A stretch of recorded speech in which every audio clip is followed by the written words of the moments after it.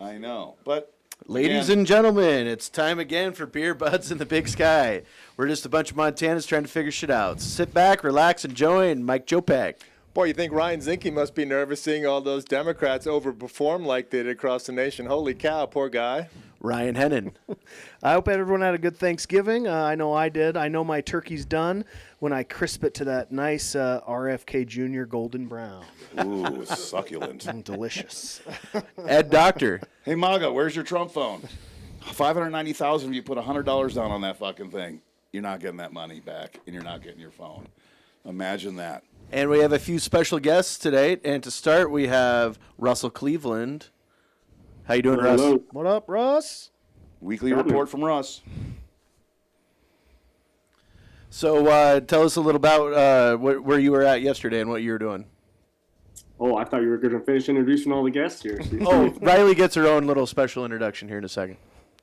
Perfect, yeah. So this week, joined over 1,000 other folks from the Ravalli County and Hamilton at the Ravalli County Fairgrounds to listen in on plans or lack thereof for the Sheep Creek mine that everyone's been chatting about for some time, and I got to tell you guys, it was both motivating and deeply concerning. The motivating part was to see so many Montanans come together. Party didn't matter. Politics came second, and that entire county, that entire area came together in unity to stand against what could be and would be a major disaster, not just for the Bitterroot Valley, but as you guys know, the Bitterroot flows into the Clark Fork, which ultimately flows into the Columbia. You're talking about a big mess that would be almost impossible to clean up if things went sideways. So when are they? How long have they been trying to get this mine? Get it approved, and how far away are they from getting it approved? Well, here's the thing: they just put it on this Fast 41, and fast. The program doesn't actually necessarily mean that they're trying to fast track it. It's just an acronym, and I can't recall what that acronym stands for. But long story short, what they're trying to do is get approval to do exploration right now. So here's the pros of the mine. The mine would be for gallium, which right now close to 100%. It's like 98.7% of our gallium comes from China. And what the fuck's gallium? I never even heard of that. The gallium's a rare earth metal that is basically in anything LED, most electronics, computer, etc. Well, we need that, I suppose. Yeah, we need that. Sounds important. And there's a major vein of it there in that particular area of wilderness in the South Bitterroot, in the Sheep Creek area. But the problem is, I guess I'll finish going through the pros. The other pro is, unlike other rare earth mines, it wouldn't be an open pit mine. You're talking about a closed system where the area of acreage that would only be disturbed for the mine is 2 to 4 acres, where they land trucks and load trucks with the material coming out of the mine. There wouldn't be huge piles of waste rock like you see in open pit mines that they'd have to dispose of. They would use that internally in the mine and really just follow the vein down of the gallium. And so there's a couple things working in their favor. What's working against them that almost everyone there was concerned about is this mine is only a couple hundred feet off of the headwaters of the Bitterroot River. And so no matter what type of containment you try to do, any spring runoff, snow melt, major rains, any potential wastewater leakage would flow downhill into Sheep Creek and ultimately into the Bitterroot River. So one of the byproducts of gallium is thorium, which, as you guys may know, is radioactive material. It's a nuclear material.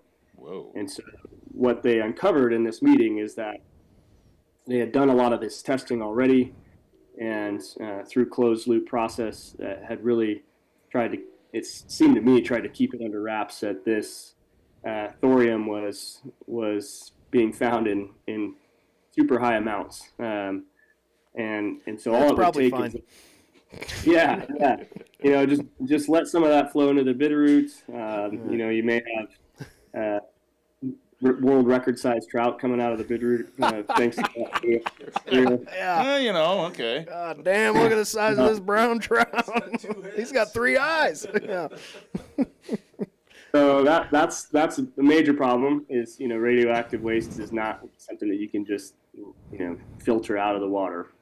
So that's the major one. The second and tertiary are lead and arsenic, which we've seen time and again in Montana through failed projects. And so they're talking about, roughly 40 to 50 jobs is what they estimate being, which would be great for the Darby area. However, there's $27.5–28 million of industry at risk in the Bitterroot Valley through their agriculture, fishing, wildlife, etc. That valley is dependent on that river, not just for drinking and watering and Not and just for drinking. Yeah. That's not important. or Hey, you can drink for- and eat money. It'll be fine. for their entire economic system. It's completely dependent upon it, and that would eventually trickle down through Missoula, through the entire Pacific Northwest, and we'd have a Superfund site like we've never seen before. Since the last one. Yeah, Since the yeah. last one. So I think We don't want your Clinton money. But we would have iPhones. But That's we would true. have, we I would guess have yeah. great That, LED lights. that would be my question, Russ. My initial thought with this is 40 to 50 jobs in Darby, cool. But it sounds like someone's going to get rich off this stuff. Oh, yeah. Who stands to make a ton of money off this stuff? that's the other thing that came to light in this meeting. Is Zinky. that Yeah, it's a fucking zinc. Could you imagine? this is your classical shell game. That the company that's proposing the mining is owned by another company that's owned by another company that's ultimately based out of Canada. That they're saying this is going to be American jobs, American money. It's ultimately owned but by ultimately, China. You know it. There's no track record of who actually owns this and where the money lands. And, That's so and fucked. Look, I'm sure Omnicorp cares about the people of Montana, and don't worry about Their it. well-being.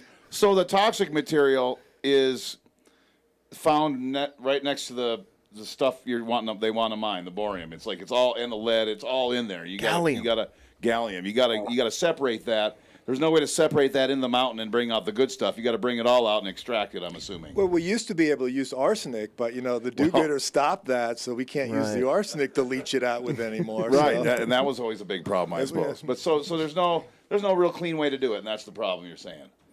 Well, here's the thing: is that this would be a site that they didn't do the extraction of the gallium on site. They would haul it to their site in Idaho to actually do the chemical process. Poison Idaho. However, again, now you're trucking this material along, a 2-lane highway on your way to Salmon, over the pass, and Curvy. And we all know how often trucks go off the road into the river, and it becomes a hazard there as well. It's good that it's not being done on site, but it doesn't make it any less disastrous if something were to go wrong like that. The other part of it to think about is, the gentleman presenting could not give an estimate of how many trucks they're talking about bringing out on this road. That ultimately, when he can't come up with an estimate, it's too many. Right. it's too many. So in the exploration process, we'll probably see 3 to 5 a day, and then a number more as time goes on. And they kept asking, well, what's that number? And he just we could see quite a number more. Of course, we would help invest in the roads and bridges and make sure that. Of course. So it's just a lot of red flags. It's like, hey, we're Montana. We've heard that before. Yeah. Just look, we're not going to. You can kick the football, Charlie Brown. It's fine. Yeah. We promise. Wow. I mean, we've been played for suckers before, and I think it's it's really easy to do that, especially to, folks like us, I guess, promise riches and go, and that's how it's always been, and it's normally one guy making the money. Well, and they didn't bring it to the commissioners until just a couple weeks before the fast track deadline, which was yesterday. So here they are trying to basically push it through without any type of public comment, which is what caught the attention of the entire community. Of Right. like, wait a minute, this is something that needs to be brought to light. Our entire valley is dependent on water quality here. And honestly, I think, it's an emerging conversation we brought up last week. Water is life. Water is and will become the most precious asset to Montana and the United States, especially with data centers emerging. It's not something that we can take lightly. And so even if they're not pumping tons of water out of Sheep Creek to run this mine, the fact remains is that the risk is too high to potentially have some of these toxic metals entering the river and stream bases to where it could pollute the entire But it's ecosystem. 40 middle-income jobs. Right. Anyway, Wow, that's so interesting. that is very interesting, and we'll keep a close eye on that. So what are you going to be doing this week before we let you go? Let us know. What kind of events you got going on? Tomorrow I'm home, but Friday I hit Dillon in the morning, Ennis midday, and Bozeman that night. So I got a triple header on Friday, then back to the Bitterroot on Saturday. So. Wow, man. Busy guy. Busy guy. All right, well, we're going to start taking you out to some bars here pretty soon. I've been in contact with somebody, I believe, involved with your campaign, and she seems really anxious to start doing this. So I'll probably talk to her pretty quick here. Let's do it. Sounds great. Hey, thanks for having me on, guys, and good seeing y'all. Always a See you. All right, pleasure. see you, Russ. Thanks, Russ. All right. And we now have wasn't too time bad. for That went pretty Riley quick. Neal. She's running Yeah. for Senate against the devil, Steve Daines. I'm not going to say that. He's a beautiful troll. If you could find the guy, you could see the horns, but I don't know where he is. His pointy ears are Yeah. pretty weird. I don't know. Anyway, he was Riley, in Whitefish, welcome. I think, like 5 years ago, Was if he? I remember I right. thought I was. smelled think sulfur. he was. He was I think he visiting was, Don yeah. Kay. They were talking about scripture. Anyway, welcome, Riley. Tell us a little bit about yourself and your campaign and why you decided to run against Mr. Daines. Well, just to clarify, I don't think Steve Daines has enough energy to be the devil. He's really more of an empty suit. Yeah, He really He does. kind of is a yes man. Nothing. Yeah. I mean, He he sits and does. smiles a lot, really like a does. weird He grin. does. He's got this weird grin. Yes. Yep, as he says. Or He sends right, me right. Yes. annoying emails, and I'm just like, how'd you even get my number? Well, Steve?" that's data mining. Yeah, for leave me you. be. That's the work he knows and loves. Yeah. Well, my name's Riley Neal, and I am running for U.S. Senate here in Montana, as you noted, against Steve Daines. I ran a write-in campaign in eastern Montana for the last 2 months of the last election cycle in 2024. So in that campaign, I went to 40 counties with no budget, no staff, and I met with so many folks on the ground who just let me know Steve Daines is really vulnerable, especially in rural Montana. He doesn't show up. Like you Right. say, it's been years. One of the things I ask folks when I show up, when's the last time you saw Daines or anyone, really, Yeah. especially in eastern Montana? That's 40 counties that not just the Republicans ignore, but also, So do the Democrats. Dems. So when Big I time. was on the ground for these 2 months meeting with folks and as a writing campaign, even though I was running as a Dem, I ended up having a lot of independents, libertarians, Republicans show up at my events, and they just let me know they're sick of it. They want a solution. So really, it was the people of eastern Montana who asked me to run and asked me to stand up to Daines, and that's what I'm doing right here today. And since that time, I announced for U.S. Senate, November 8th, 2024. So I've been on the ground for over a year. We've had about 46 roundtables. Ron Gerson here with the Flathead Dems. Yep. He hosted one of them this time last year. To Happy give 4th of July, Ron. that's amazing to think that it's been Yeah. a year that we've been talking to folks on No the shit. ground. That's- So that's where my platform comes from. It comes from the folks on the ground in Montana that we've been talking to and inviting to roundtables, Republicans, Democrats, and you know what? They're just sick of not having representation. What are you hearing out there from people, Riley? Oh, Like, I if you hear had all- 3 things that people were telling you, what might they be? CI 128 was really popular in Montana, extremely popular. Let's look at Flathead County. So Flathead County, I think Monica got about 33%. I think Bussy did about the same. CI 128 got 50% of the vote here. Now, let's talk about Sanders County, where Kamala Harris got about 21% of the vote. Ooh. Well, Sorry. how much did CI 128 get in Sanders County? 41%. And that was CI 128. That was the open primary bill, right? Nope. Or is CI that the abortion 128 was to enshrine abortion in the abortion. state Okay. of Montana. All right. So just to be real clear, There's Steve. and there he is. good. He's such a sweet. Look at him. Look Is at that Toby suit. Scott up there with him? Yeah. Sides with Argentina, shooting American ranchers in 30 the years back. ago. Boy, that photo. Now that's the first time his hands has ever gotten dirty. I think That's that that is the photo first aged like a time. glass of milk. Holy Yeah. cow. So when we look at CI 128, let's look at Daines' numbers in 2020. He got about 333,000 votes. 2024, CI 128 got 345,000 votes. So CI 128 beats Daines at the polls. The thing we've got to do is, listen to the folks on the ground who have some priorities. Women's health care is a priority, obviously. So, But so is in electing the people that want to take it away. That was the weirdest thing about this election, where Republicans just fucking killed it, but this passes. Flying colors, Yeah. flying colors. so we're talking it's weird. messaging. Yeah. We're talking messaging. So my messaging is having roundtables, having town halls, getting the information from the folks on the ground, and then using that as the platform, which is really what a representative should be doing. And we have gotten so far away from sitting and talking to voters. Last night I was in Sealy Lake. I used to work in Sealy Lake about 25 years ago. I was a chef there at the Double Arrow.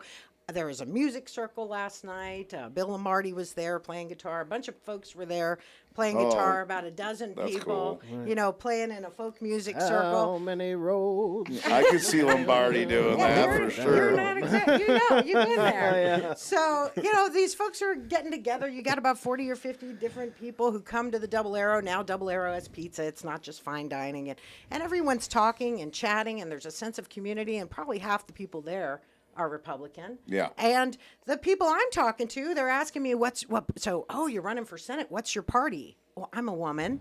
Is that a party? I said, yeah. Right. What's the party that protects women's health care? So at the end of the night last night, there's 2 Republican women in Sealy Lake who are hosting a fundraiser for me in the next month. This is how we do it, with the right kind of messaging. What is important to people in Montana? Well, they told us CI 128, protecting women's health care. So we need to deliver that. We need to deliver that with our messaging every chance that we get. Well, it seems like you're using the Schweitzer playbook, which I think is smart, is being on the ground, meeting people. I know somebody like Daines doesn't have to. A lot of these Republicans don't have to. To me, talking to somebody like you, talking to Russ Cleveland, I even met Matt Raines, and a lot of these candidates that are just good, down-to-earth people that are visiting with people, that are spending time with people, they seem to me, as a Montanan, the obvious choice. But when you get out there and the money that comes in, and then just the advertising and the hate, and like I always say this, this narrative now from every pundit and every Republican is the left hates America. Democrats hate America. You know what? Fuck you. Maybe we just don't suck America's dick, at everything and just accept everything it's done and admit when we've made mistakes and want to make it better. We don't just fucking hate America, but it's easy for Daines to come on and say, well, Riley hates America. She's a Democrat. How do you fight that? Last night in Sealy Lake. Good. All right. So and someone I met from Livingston who was over there in the music circle, they've moved over to Sealy, said, we didn't know you were running. I'm like, well, now you do. Because this is what I'm doing. I'm talking You're to right. people. It's hard for people to know. Like, even Bussy spent a lot of time behind the wheel, but, a lot of polling showed a lot of people didn't know who the fuck he was. Well, I was in Eastern Montana the last 2 months of the last election cycle, and just to be real clear, they didn't see Bussy. No. Oh, I don't. Well, how? How can you cover that much ground? How do you do? Well, you're doing it. I have done it in the last year. It can be done. It is a question of wanting to do it and making it a priority. It's a lot easier to sit at your desk and write an essay and put it on your website. That is so easy. But going and sitting there and listening to people who are not necessarily of the same political persuasion as you tell you what they don't like or what they, and we just haven't done that. So I can say I served in the Montana State House in 2013 was the last time I was in there. So since that time, the last 10 plus years, I have not seen people on the ground. I have not seen Dems or Republicans. So here's the thing. First person to show up wins. That's what I really believe. Because Yeah. as you say, when they go out with their big ads and whatnot, I mean, I've raised like $100,000 from $7 donations in Montana. That's not, that's not raising any flags up there for the national Dems that, this gal can make money. But you know what I can do is get voters to believe in the system again that they should believe in, because this is a representative government and not somewhere where people who have the most money and the best advertising win. That is, we got to get away from that in Yeah. Montana. I mean, it's horseshit. Like, I was talking about something the other day. Oh, when the Dodgers won the World Series. I'm like, that's fucking America. Most money, the most stars, all-star at every position. That's Trump. That's Trump's America. That's the America that these people just fucking love, There are Mexicans and Japanese all-stars. But they're not. But ICE isn't going after them. That's what I was wondering. I'm like, how is ICE not going after any of these Major League Baseball players? I wonder why. Yeah. Why aren't they in Las Vegas? Because that city would fucking burn without them. I mean, Well, it and would, Nevada but went red, so that Trump's probably like. But money talks and shit goes to the dump. I mean, It does. really is. You're right, I mean, money does. Look at every statewide Republican in the state of Montana. They're all gazillionaires. All of Every them. single one Every of them. one And of them. Montana elected every single one of them. We love them. We got to stop that love affair with the gazillionaires that don't give a fuck about us. But because they say they want abortion illegal or Democrats hate America, well, they fucking win. But That's got to stop. They've got no power when we show up in front of them. And when I win the primary, I'm going to take my general fund and give money to every state House and Senate candidate down ballot. You heard it here, folks. Right. Yes, you did. And I make a pledge that. because I like that. I have been on the ground. When I ran for that write-in campaign, a big part of it was being the top of the ticket in a place where, even the gubernatorial candidate wasn't showing up, Right. So Right. these folks didn't have, I would get calls from state House and Senate candidates saying, I'm having trouble. I can't buy any postcards, or I really would like to go, do this event. I don't have any money for it. We brought in over $100 million for the Democrats last year. How did we not That makes me sick. help those down ballot? Well, I'm going to tell you, one of them called Bunch of me consultants. Let's not go after- down that road too far. Yeah, You're right. one of these state House You know people that candidates hate us. called me after the election, and they were really upset that MDLCC had called them asking them if they had any money left over Jesus Christ. because they were $400 in debt. Holy Christ. So we've got, that's not going to win us elections. And No. there are a lot of Going to great. Plentywood, that's what's going to win you an election. Yes, it is, you to know? Cousin's Restaurant. Oh, yeah, I've been there. Yeah. Yep. So, and those are great people. I threw a fundraiser there for back when we sued the state over their medical marijuana bill in 2011. I was Yeah. like, I went to Plentywood and Well, it's great. It was And Opine. It was different. Yeah, it's a The little. walls of the whole motel, the only motel, are full of oil stains, and it smelled like oil, and there was dudes living in tents everywhere. It was like that was Well, back that's in the oil boom. Plentywood pride. Sounds right great. Yeah, it is. You know, It was great. so- It was awesome. It was awesome fun. So we have to show up. Yeah. Bottom line, the way that when someone says Democrats are gross, evil, horrible, whatever, if I'm standing right there chatting with someone at the Double Arrow, Yeah. restaurant, and we are talking about our kids, and we're talking about the public school system, or like last night we talked a lot about the mill Yeah. that was shut down there. So, when you're having these conversations, when someone sees an awful ad right there, knowing me, and Right. we have 1.1 million people here. I can meet every single one of them. I spent 3 hours today doing call time, calling people in Montana, just one after another. Hey, how's it going? And they're always like, wow, you called me? And even some of, the folks we work with who have worked in other places, we have an almost exclusively Montana team. But we have a couple folks that we bring in to help. Yeah. And they're like, gosh, Montana people are so nice. Yeah. And we really are. We've got to celebrate that. Except for the ones in Paradise that don't like Russ. Yeah. So Riley, let me ask you Brown. this. Yeah. What's 3 things that you might do when you get in office? Look, because we know like Mandami is pretty easy. He's going to make buses free. He's going to take care of health care. Grocery And he's stores. going to say the rent's too damn high. Right. So the first thing I would do is go to the general accounting office, and I would just say, we got to start here. We got to have hearings. We got to figure out exactly where the money's gone, where the money hasn't gone, what has happened in the last year, 2 years when I get into office. We need to know. We need that accounting. We need hearings. We need to understand what's happened with our money. That's number one. Number two, I'm not going to go there to die. I'm going to have a succession plan. and it's going to start on day one. And we're going to be looking, like I said, I'm going to be elevating all the people who are running for office in Montana. Every single person who puts their name out there to run for House and Senate, that is a potential person who could be a U.S. Senator one day, and we know that in Montana. So, or it could be a House rep, you know? Right. So we need to be, you know, number two, we have to start right away thinking about a succession plan. You're not going to be on the Chuck Grassley plan?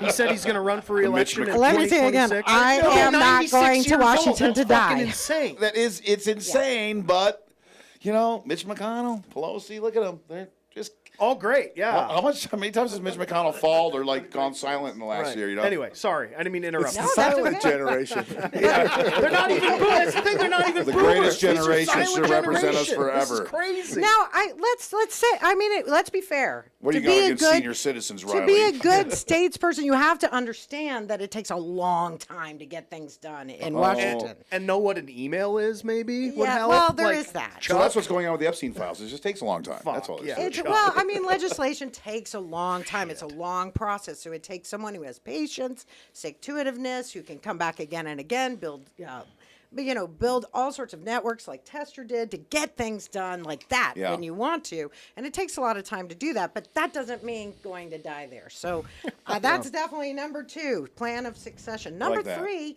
is building a staff and a team who are going to be so responsive to Montanans, like Tester's team.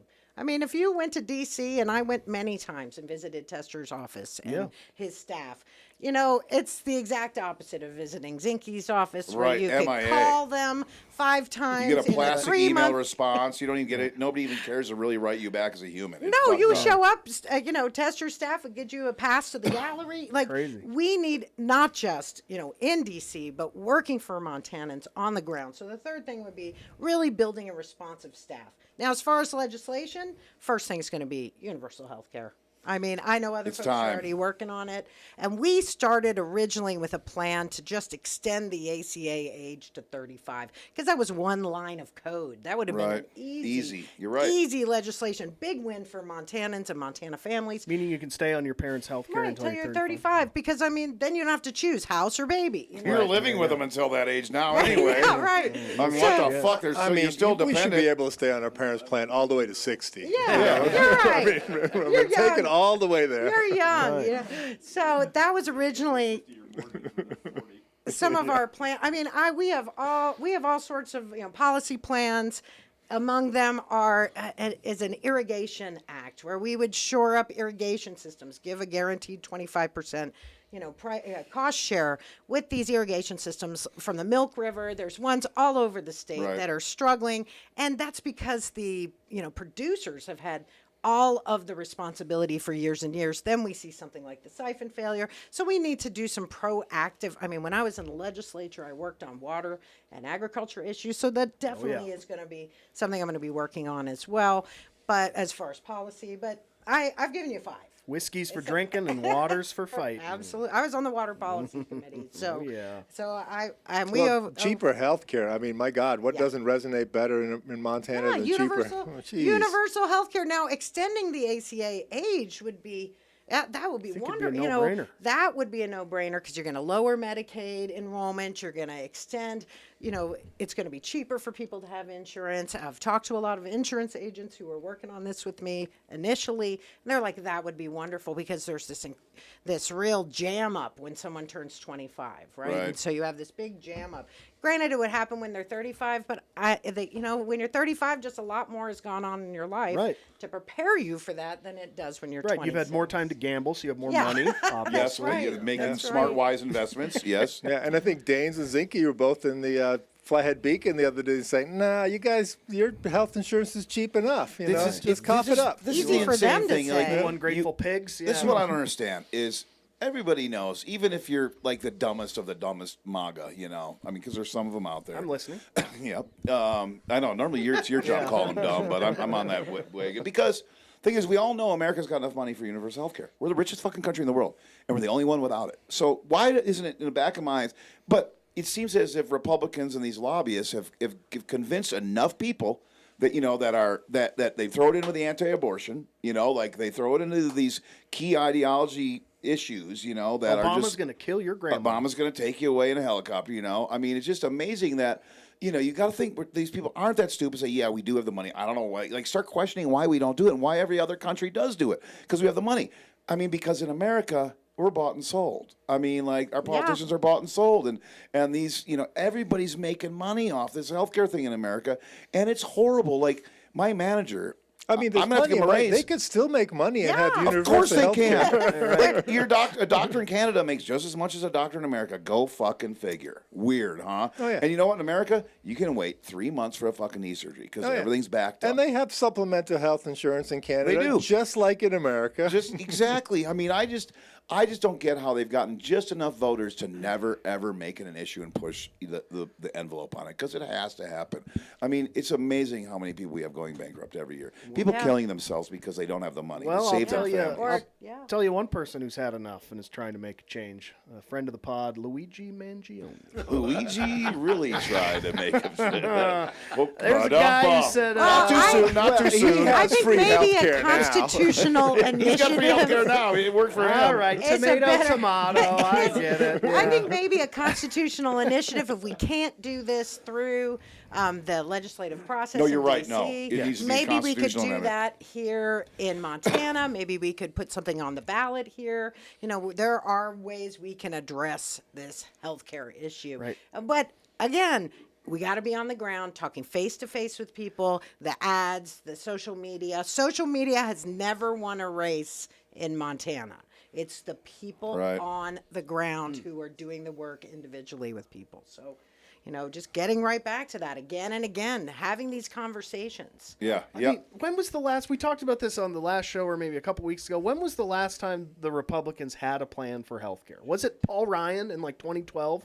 Oh. Trump had one the other But day. it's Yeah, Obama. he sure did. Didn't he? He had one, but No, I he had think one, but he forgot it. So Yeah, he forgot to CNN go was to like the waiting, press like, conference. we just heard from the Mitt president. Romney had one. Like I said, the plan is always, Romney look, care. you get this magic sack of beans and you can plant them and do whatever you want, and then you just keep giving me more money.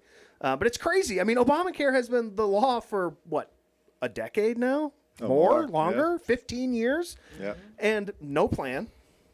None. Yeah. Nothing. It's Still a joke. nothing. Undermining you us. get articles with Daines and Sheehy and Zinke and the Beacon going, Well, you know We're gonna why let it is? Obamacare It's because subsidies all the expire. congressmen have to buy their plans off the ACA, and they actually like them. yeah, right. God. I really like it. I always have, It's Steve, you're skyrocketing. getting I away with hear the it. cameras. Oh, it's I unbelievable. hear it I'll throw it to all you next the time. time. People give me the numbers. Now people are trying to, figure out workarounds. Like, do I Right. just get the emergency care, or do I, if I have a child? It's a lot of times. If I have a child, I physically won't be able to pay my rent. My general manager's, his just went up $794 a month. Yep. A month. A month, $794. Yeah. And I mean, he makes a decent wage, but this is something that, like, holy crap. So me as a business owner, I haven't even looked at mine. I don't want to. I'm waiting for them to. I'm waiting for a save by December 15th. I believe, like, I do think they're gonna extend it. I don't see how they can't, because that is death for the Republicans in 2028. They know it. They're not that. I mean, they're fucking stupid, but not that stupid, and they're greedy. And But cocky. definitely that greedy. Don't forget cocky. They're super cocky. But I think it'll happen. That's going to do to the price of wings at the tap house. Have you seen a basket of wings? That's what's over gonna there? happen. I mean, That's they're what I'm telling already you. expensive They give you a enough. hacksaw and they That's say what I'm gonna tell pinky, you. ring, finger. I mean, You go, and they're oh, like my that God. small. Yeah. Yeah, but the cayenne is good for your heart. Yeah. Yes. So let the bird Right? grow That's up. your Ed. that's The your wing new is that's your new healthcare plan. Eat a lot of cayenne. Riley, I was a senior in college in North Dakota when Heidi Heitkamp ran, and I remember it's funny because I went from being that weird guy trying to go for what's his name? Now I can't even think of his name. From What? Texas, his son's in Ron Paul. I was a Ron Paul guy, and then I grew up a little bit. Anyways. I told Schwickert that. I'm like, everybody But grows Heidi up. I remember she was getting to the western side of North Dakota, which never happened before, because the east side runs it. They're all row Right. crops and everything. Do you feel that you're kind of running a campaign like that, that somebody can be successful in a deep red North Dakota? Yeah, I mean, like I say, whoever shows up first wins. when you go to Glendive or the Sydney Fair, I was at the Sydney Fair for a couple days. God, You know, if working. you have to go there. Working. Hey, come on, Sydney is an awesome. You ever been to their place. grocery store? Yes. One vegetable. You know, they're. Hey, Schweitzer won a tractor there when he went. You want to try? Oh, I now have a goal.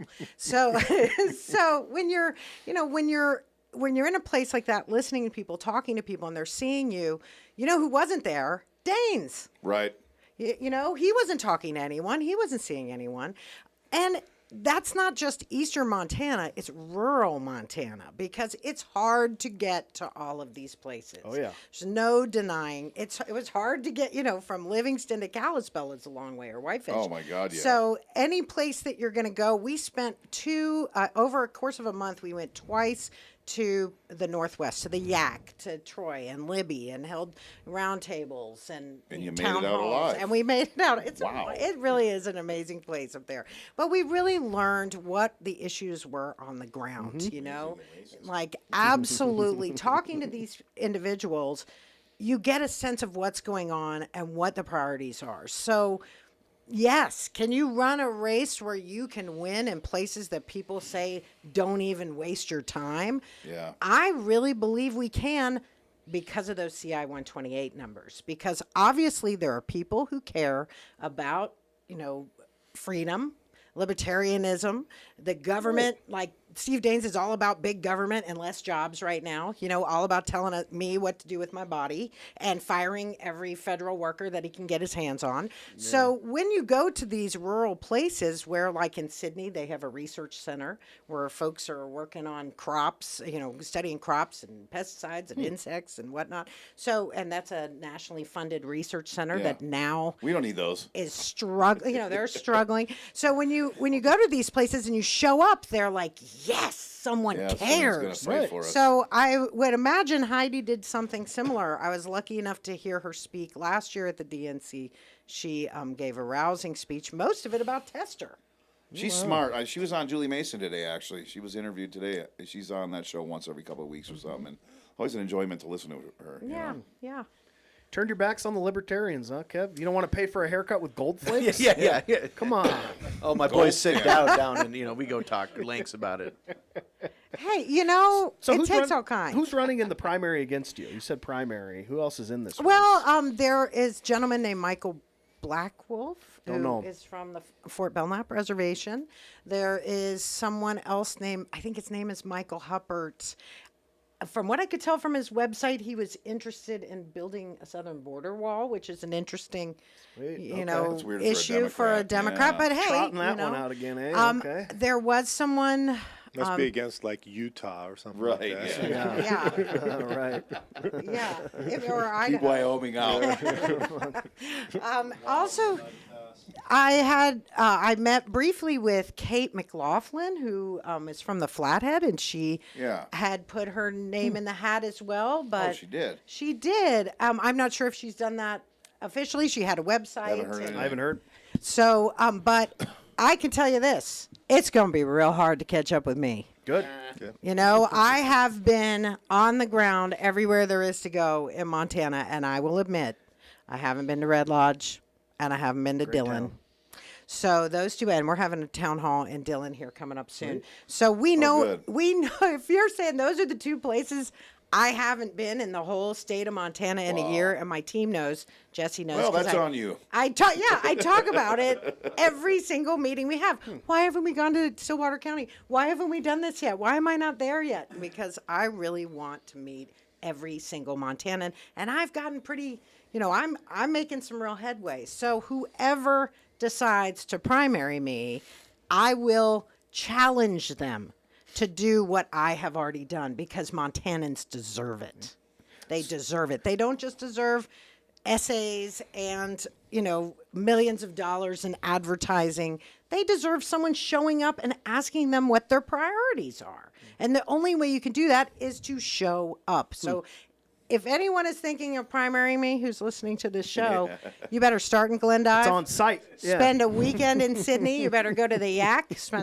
Go tour the heckle mine there. I'll go to the Yak. You know? Hell yeah. I know the Yak is The Yak's great. The Yak is really Well, special. I'm hearing you're going to work hard and show up. That's what I'm hearing. Well, that's what I've been doing. Yeah. Which I've would be a already- change of things in Montana. I know. mean, Well, maybe in the last decade, Yeah. but we're just going to need to work harder. We are. So before we wrap up, where can people find you? Website, social Yeah. media, things like that. RileyforMontana.com. I'm on all social media, but again, I'm not leaning on that to win a race. Right. What we win races by showing up in Sealy Lake. I guess what I'm implying is if people want to give you money, Okay. where do they go? Is that you? Okay. Riley you for can Montana? max out. Earbuds and the Big Sky podcast. I want to say, too, we are not going to waste a dime of the money that is given to us to run this campaign.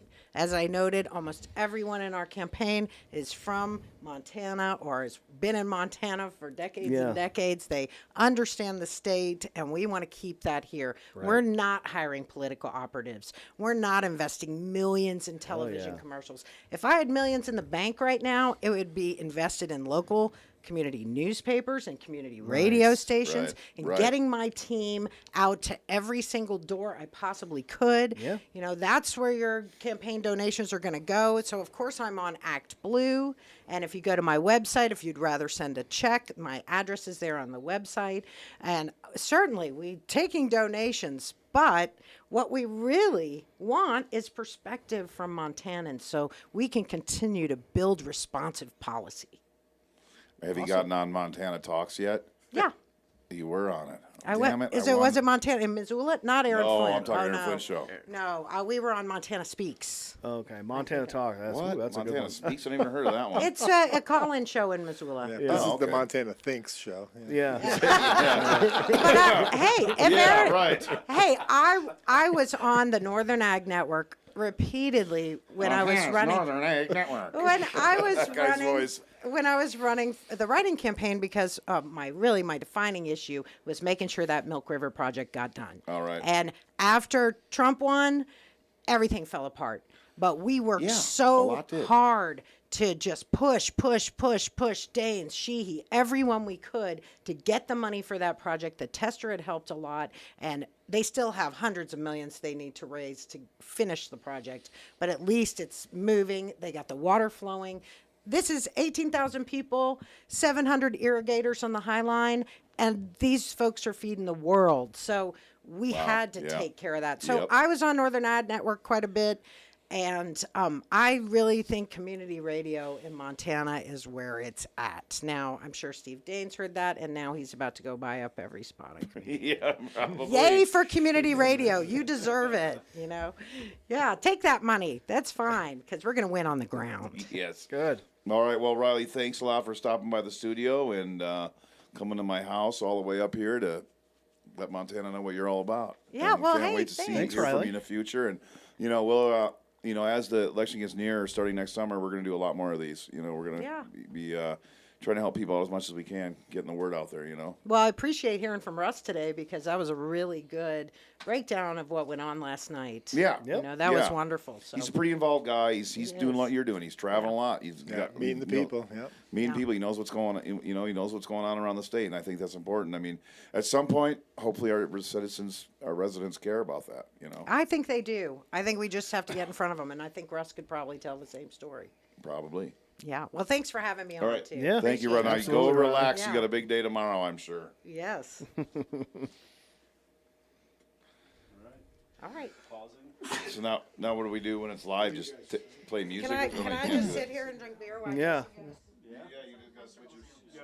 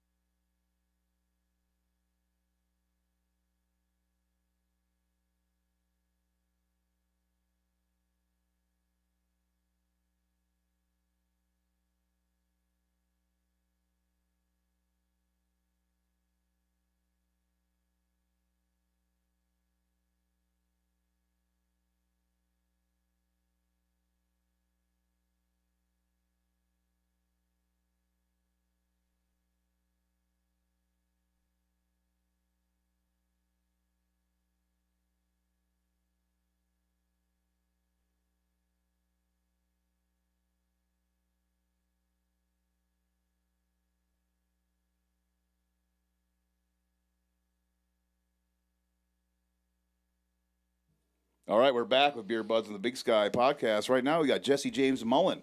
He was candidate for Secretary of State last go around, and helping Riley Neal with her campaign, I guess, and probably anybody else that's looking for help. But also, you have an initiative in the works for 2028 for single payer health care in Montana, which I'm pretty excited about. I think most of Montana would be excited about it, except the Republicans, because, Democrats hate America, and if it's an idea from you, it's going to be horrible. But elaborate on the initiative and what got you involved in it. Well, and like we said earlier, the Republicans have had 15 years to complain about the ACA, and they have done jack shit about it. Nothing. Zero. Yeah. And not even just, they've said they have something. This is the year, though. Yeah. And so you know what? We're going to give them 2 more years. Because in 2028, we're going to vote on it. If they can figure it out in the next 2 years, good for them. What's it going to look like if in they Montana? can't- Like a single payer here. Well, so we're going to follow, Schweitzer, when he tried to launch a single payer plan back before the ACA came out. Yep. And the ACA, it's a fundamentally flawed system, but it was better than what we had. Oh, yeah, it saved my life. It has. It did. And a lot But of the other timing of it really made it difficult for Schweitzer to get his program off the ground. True. And he had based it on, I think it was the Saskatchewan plan.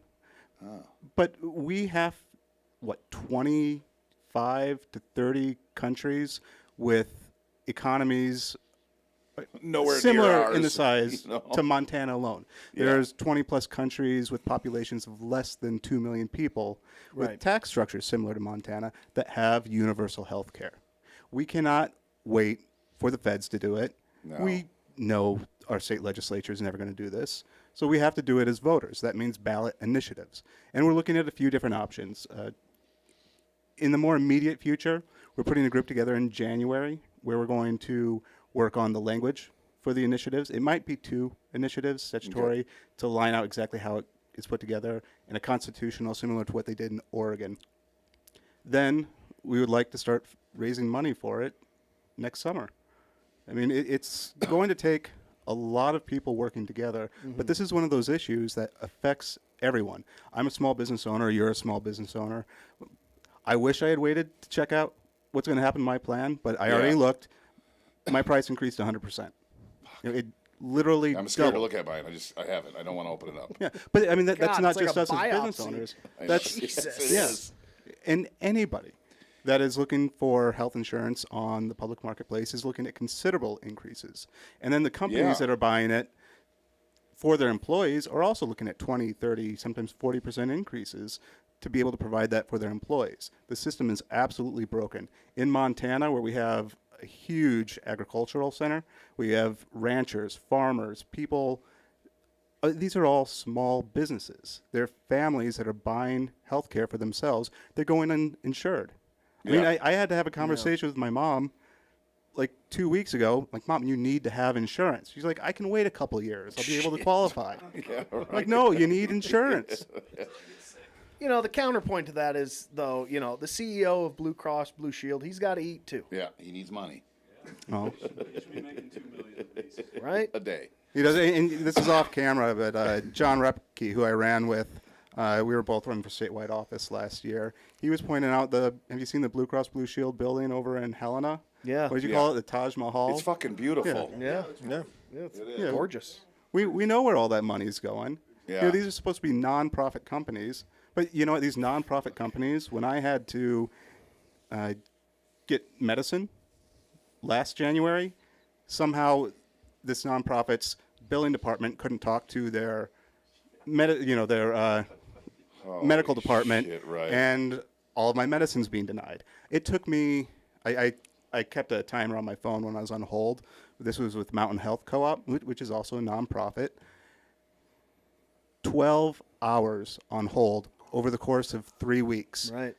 to get them to cover an extra $5 a month for blood pressure medication. I mean, it sounds like you got off pretty easy then. It's just But 12 I mean, hours. that's what they count on. They want you to 12 not hours. put up And that fight. obviously it's going to be the Republicans fighting an initiative like this. I don't fucking know why they would. You know what? You say it's going to be the Republicans, but Hawley out of Missouri today, He just threw out there that he thinks that there should be a 100% tax credit for all healthcare expenses. I mean, we're Really? almost getting into Josh universal Hawley, health this guy. Then introduce I'm with the bill. you. Then introduce the bill, Josh. I am so sick of these guys. And Where's the money going to bullshit. come from? So the people are going to ask where. It's going to come out of our property taxes, obviously.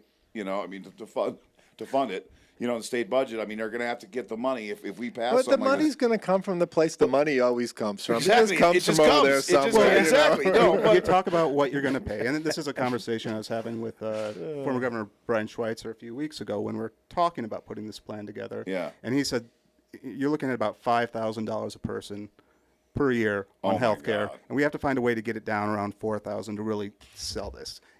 That's not even necessarily factual, though, because That's I'm paying for myself and my daughter more than $10,000 easily, and that's just for the insurance portion. That doesn't actually include my deductible. That doesn't include going to doctors' offices, visits, the things that they don't cover.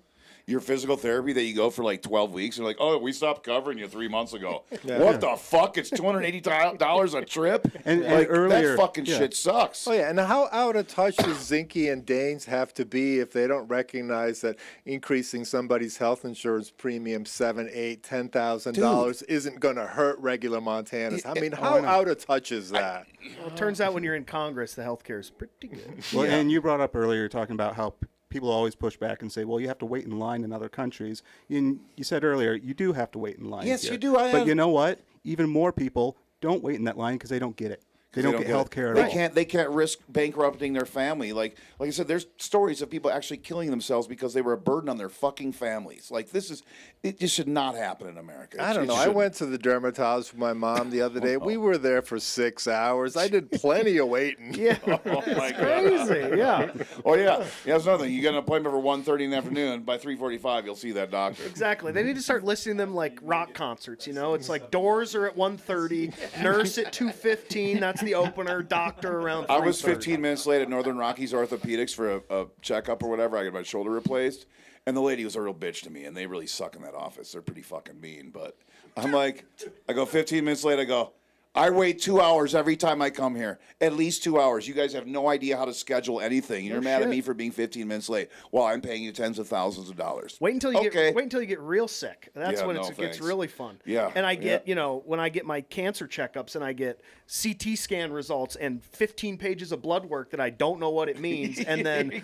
I go to my appointment and it just says pending. Just and call Kevin. He'll help you And out. I've got to call the hospital and say, hey, do I have a doctor? Like, Do I still have cancer? just give me a thumbs up emoji or a thumbs down. Just let me know. But, Send it to a lab out of state. Right. Thankfully, I'm That yeah. doctor too.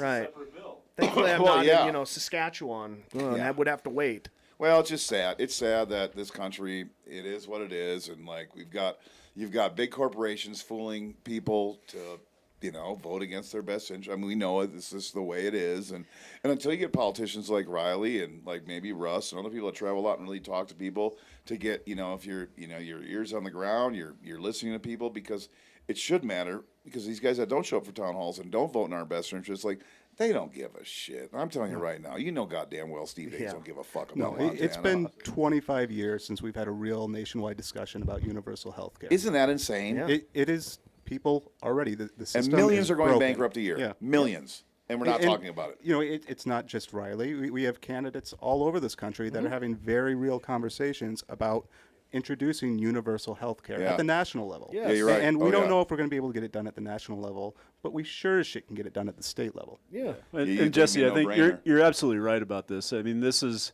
anybody you talk to, anybody you listen to, they say the cost of healthcare is too high. I mean, everybody agrees on that, but somehow we can't get any traction anywhere in the federal government or even in the state government to do it. So Because nobody we supports got to a go to the freeloader. people. We got to go to the people, and I applaud you for getting this started. Thank you. But it's all of our small town hospitals are at risk. This isn't just the Right. city. It's our rural communities. It's across economic lines. Even if you're, 3 years ago, I live in Deer Lodge. I'm in Butte more often now, but I used to live in Deer Lodge, and my daughter had her appendix burst. I don't want any other parent to have to experience No shit. following that ambulance 80 miles from Deer Lodge to Missoula. Right. That is And if nuts. we lose our hospital because the way we're going, if Daines gets his way, if Zinke gets his way, if these, and it's not Republicans, it's elected Republicans. If they get their way, we're going to lose more hospitals. We're going to lose senior care centers. I mean, I've talked to Republicans face to face, conservative people, friends of mine, and they don't want to see universal health care. They don't want to because in their mind, these are freeloaders. That's just like they don't want people on welfare. That's, I think, how a lot of people, Republicans anyway, identify with this. How do you change that narrative? Because that's not it. Well, when you prove to them every other country like us that is wealthy and, a powerhouse that has free health care. I mean, you tell them that we gave $40 billion to Argentina and they got free health care. Well, we give all the money to Israel. They have free health care. I don't have a problem with that. I don't think you can win that argument with them. I think the only argument that you can win with them is it will save you $20,000 every year. Right. Well, and that's the thing. Maybe we should, thank Donald Trump for this because they're about to pay twice as much for their health care. That's going to be the thing. It's going to be when cheaper. we go into this next summer and the next year while we're doing the fundraising, while we're doing the signature gathering, people are paying twice as much for health care as they did a year ago, which is 10 times as much as they were paying 10 years ago.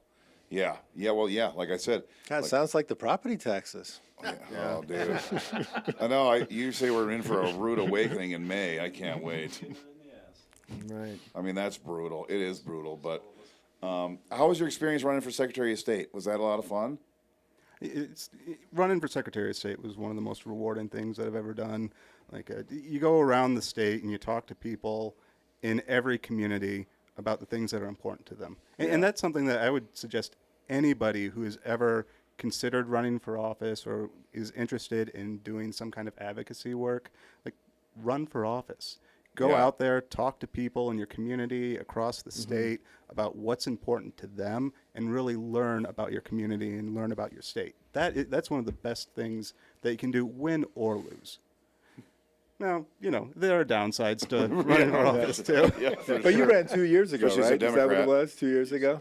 Yeah, that was a tough race. I mean, the tough electorate. It seems like this coming up electorate is just going to be so dynamically different. I mean, you look at what's happening nationwide with Democrats doing plus 10, plus 15, plus 20. Kalispell elected a liberal. I mean, I know Sid helped it a lot, but still, that's a pretty big fucking deal in my book. I mean, Kalispell is... Sid H. Perot. Well, Kalispell did Billings. Billings did, yeah, Billings did. Oh my word! Yeah. I know. Well, I think people are starting to see how much it sucks. I always thought, right when Trump won this second term, he's not going to give a fuck about anybody. He's going to steal as much as he can because he knows he's got 2 years. No, he's pardoning a lot of people. I mean, he cares. He's definitely pardoning a lot of people. That's for sure. I mean, it's a Democrat today. And nobody knows why. Bipartisan. Right. He's reaching Hakeem Jeffries said it was a good idea. I just know it was good that he did it, but I don't know why. Shut up. Yeah, Hakeem. That's a perfect example. I was talking to a fundraiser, one of these national consultant fundraisers, and they're talking about trends in nationwide fundraising right now. Oh, God. October to November, Act Blue was down 70% month over month. Yeah. And that's because I think 70%. Act Blue was down 70% from October to November. And I think that has a lot to do with things like Hakeem Jeffries and what he said today. Trends in national fundraising. I think I'd rather be in a shark attack than have that conversation. Anyway, so I've got a couple, with a sliced up arm. A couple questions for you. What do you think, how would you describe the state of the Democratic Party in Montana right now? I mean, there's not much to say about it. There's not much of a state of a Democratic Party right now. There are people that give a shit. There are people that genuinely care and are working very hard to repair that. Right. And a lot of those people are currently involved with the party. But there's no denying that, I mean, the party itself is a second thought at this moment. Yeah. How many counties do we have without a central committee? 20? I don't know. I think they're still looking for a new boiler for the building so they can quit remote work. I mean, it's only been 5 years. Jesus, my Lord. Second question. I read on your website that you own a bookstore. Do you still own a bookstore? I do still own a bookstore, yeah. Do you have a book recommendation for me? Because I get all my recs from Steve, and it's usually To Serve with Honor and Courage, The Life of Robert E. Lee. And it's well, I'm not really interested in that. I have a million book recommendations. Or gay porn, those kind of books too. Right. Well, if you got one, just let me have it. I'm reading more now. The Exorcist. I would recommend. I think it's Never Whistle at Night or Never Whistle After Dark, something like that. It's an anthology, and it's the introduction is by a Montanan from Browning. Okay. And it's kind of these just fun, kind of gothic horror stories about the people who have lived here for hundreds and thousands of generations. Never Whistle and After it's Dark. told kind of through a more contemporary lens. Great book, a lot of fun. I would recommend you check out Plattner over Maine had some book recommendations about organizing, community organizing. I can't remember them off the top of my head, but if you Google his book recommendations. Friend of the pod, Graham Plattner. Yep. Oyster Man. Yeah, the Oyster Man. Oyster Man. Awesome. Yeah, well, that's awesome. Thank you. We don't talk about. It's usually Kevin and I talking about books on the podcast, but Books are for suckers.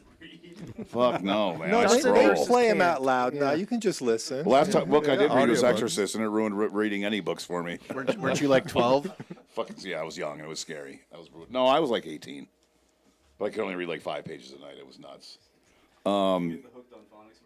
Yeah, I remember Hooked on Phonics. That was like when we were kids, wasn't it? Hooked on Phonics worked for me. Yep.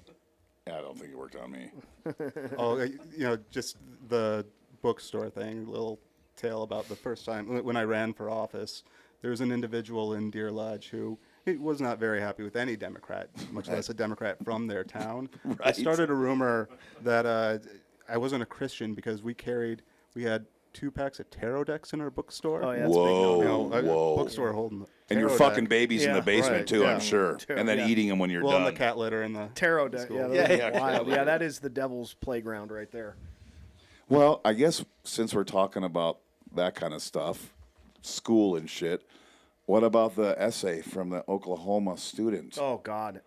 Oh my God! Did you What a read about joke. that? It's a pretty good essay she put together. Yeah. So I mean, thoughtful. What happened was it's the student at the University of Oklahoma, and she's in one of those like highly remedial classes that they have student athletes take.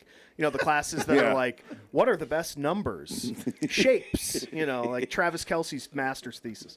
Well, anyway, she had to write an essay on like gender or something, and Turning Point USA published her entire essay, and whoa boy, did they do her dirty. Like, they did not do this poor girl any favors. So I've got some quotes here from the essay. I'd love to get your guys' thoughts on them. So it says, God made male and female and made us differently from each other on purpose and for a purpose. Damn.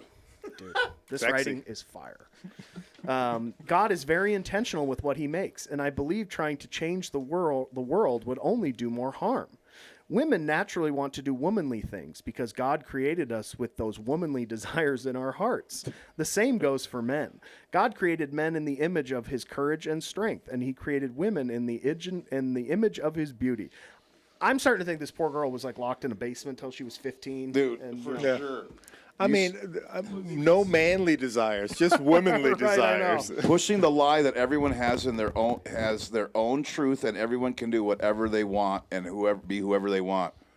I kind of thought that was America. I mean, I think, but not apparently to this woman. God says it is not good for man to be alone, so he created a helper for man, which is a woman. You hear that, Amy? Hand job helper. Usually I'm against people using AI to plagiarize, but it feels like this person might have been able to Right. use some help. Maybe. The She said, "Write it professor like a should've used- kindergartner." Right. It's like the governor of Oklahoma has weighed in. He released a statement. Yes, he he said, did. "The First Amendment is foundational to our freedom and inseparable from a well-rounded education.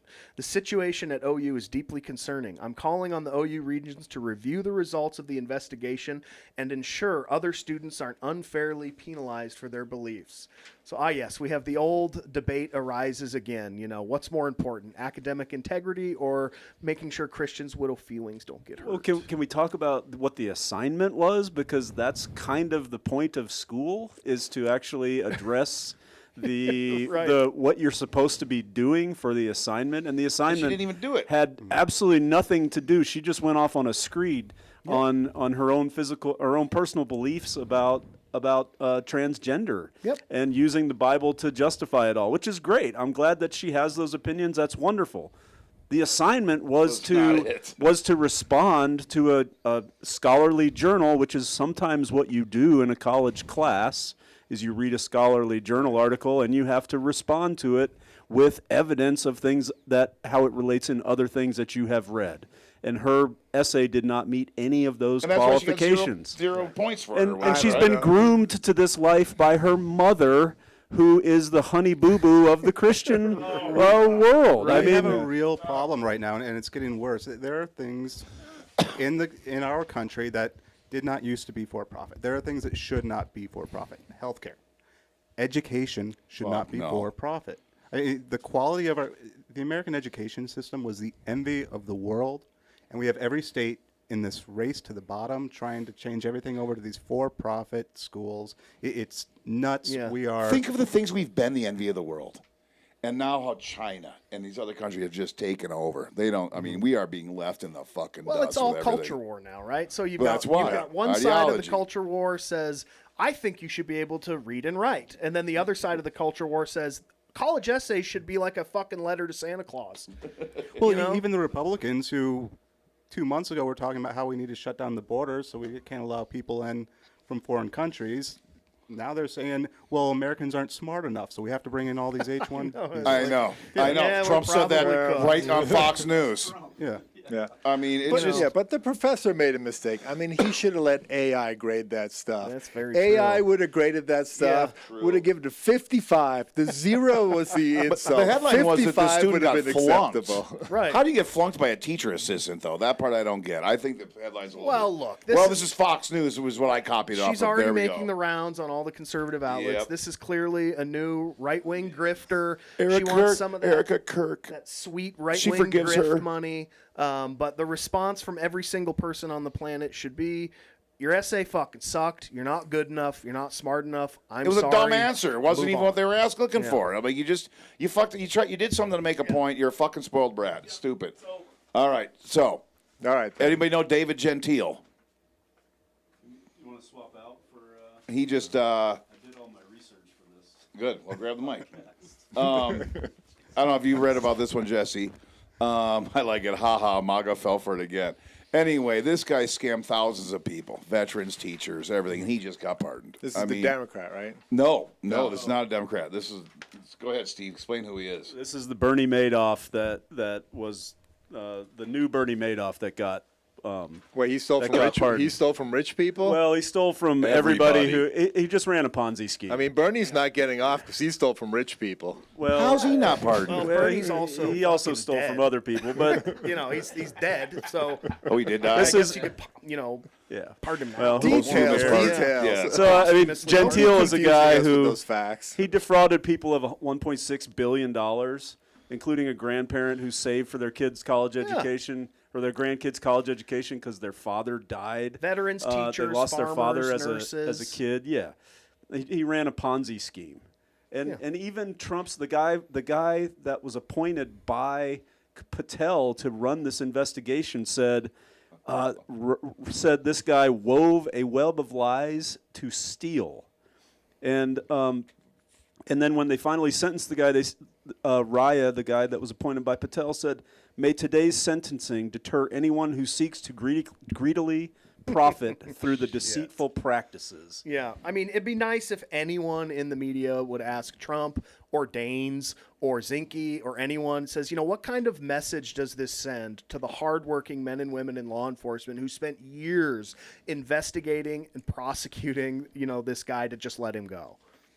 What kind of message does that What kind of send? message does it send when you blow up a boat, Oh, go yeah. back and kill people floating in the water, Oh, that's and then coming up. We'll get a there. day or so we're talking later, about That's two more. too. That's two more pardon topics the from now. president of Yep. one of the largest Well, supporters I mean, of the Trump. message that I get is that if you're here legally, if you're here legally on a lawful exemption or a lawful whatever immigrant status you can get to be here legally, but you steal $1,000 or you go and shoplift a loaf of bread, we're going to deport your ass. But if you steal $1.6 billion from You're people, getting pardoned. you're going to get a pardon, and you're going to be able to just continue your life just like anybody else. And major media isn't doing a goddamn thing. None of them. The liberal media isn't saying anything. Very clearly a bribe, right? I mean, this is not Yes. about. It's not whether you deserve the pardon. It's whether you It's can. all It's whether bribes. you can afford one. I think that's the takeaway from this. But at least gas is back to $1.50 again. Yeah, right. I know. In Oh, his God, world, I mean, yeah. Fuck that, you know. So the other pardon was Juan Hernandez. Juan Hernandez. Yeah, the this guy guy. from, So Honduras. 450 million or 450 500 tons. 500 tons of cocaine. 1,000,000 pounds. 1 million pounds. All right, MAGA. I just, you know what? That's almost as much as Ed did back in the 80s. Right. Right, no I mean, kidding. I had a 20-year run there. He had a that Cadillac took a lot of. with Longhorns on the front. You It's remember like- that? You were just a child then. You weren't yeah. supposed to know what I was up to then. It was like- I was sniffing my Ovaltine. Yeah. But anyway, so like MAGA loves that Trump owns the libs. They own the libs. But listen, MAGA, Trump's owning you fucking too. I mean, course. that's the thing. He's owning everybody. This guy, 500. What'd you say? Tons of cocaine. 500 tons. I mean, anyway. So you think, Trump, I'm going to get the drugs out. Drugs are gone. We're getting rid of them. He doesn't give a fuck about that. He doesn't want to stop the drugs. The private prison industry would stop giving him money for one, and it's obvious he doesn't care. This whole Venezuelan thing to me is about, getting the oil, all different excuses. But this Hernandez guy, he's got an island off of Honduras. Okay. I mean, Trump likes islands. Yeah, he does like He islands. does, and he Yes, just does. lost his favorite one, I think. So this is called Prospera. It's an island off of Honduras, exclusively for billionaires. They've got their own tax structure, their own laws, their own everything. So I'm sure It's kind of like Yellowstone. age of right? consent's probably, maybe 10 or 11. I don't know. But That's Honduran for pedophilia, actually. Yes. Peter Thiel's involved. Villaji, Speaking of Villaji Satan S. himself, Cernicivisan, whatever. There's another guy. He's a Bitcoin guy. And Mark Andreessen. He's from Netscape and Mosaic. You ever These seen are a picture of that guy? Yes, I did when I was researching. Kevin, Yeah, can you dude. pull up a picture of Mark Andreessen? Yes, yeah, do that. My man's head is fucked. It's what the dude. fuck, dude. It's crazy.